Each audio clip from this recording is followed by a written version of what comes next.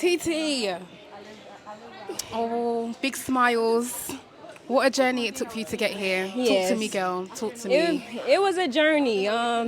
This season was a roller coaster. It was up and downs, but the one thing I can say is I stayed grounded in the positivity and in my faith. You know, I'm that one teammate. Anybody know me? I'm cheering for everybody. I'm supporting everybody.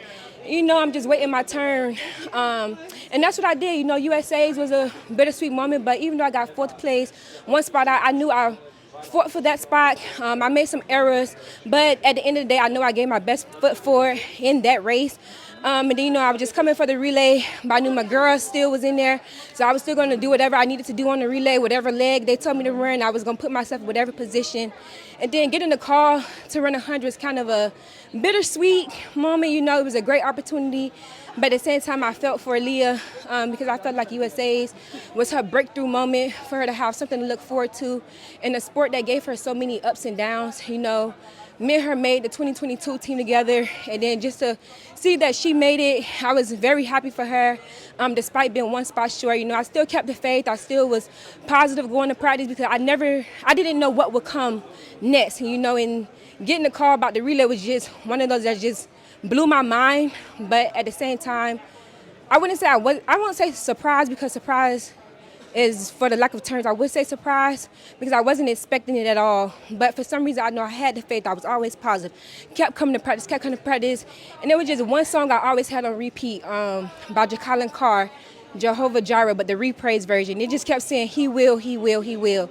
And then, you know, I got the call and I just said, wow, I've been playing this song for repeat. Like I'm talking about, I already started before it ended, before I leave the driveway. And that's the only song that I just kept playing then.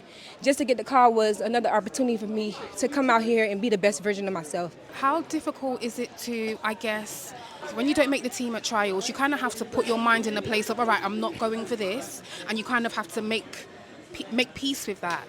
To then have that shaken up a little bit and having to mentally get yourself ready to now to like come out to Tokyo to do an event that you weren't, I guess. Ooh.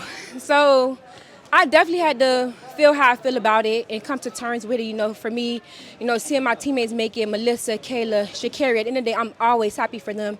But then in the back of my head, it was that feeling of that, dang, I'm the only girl that didn't make the team when I know I was well capable of making the team, you know, and then just making sure that I wasn't doubting myself or like diminishing my confidence of the fact that the girls are able to do what they did, and then it's like I'm in the back just watching, I would say. And then I would say because 2023 allowed me to accept this better, because 2023, when I didn't make the team, coming off of my rookie in 2022 making the team, I carried that through the whole season. And I was just like, well, I'm going to Worlds, but it's just for 4x1. I'm going to Worlds, but I'm only doing the 4x1. I'm only doing the 4x1.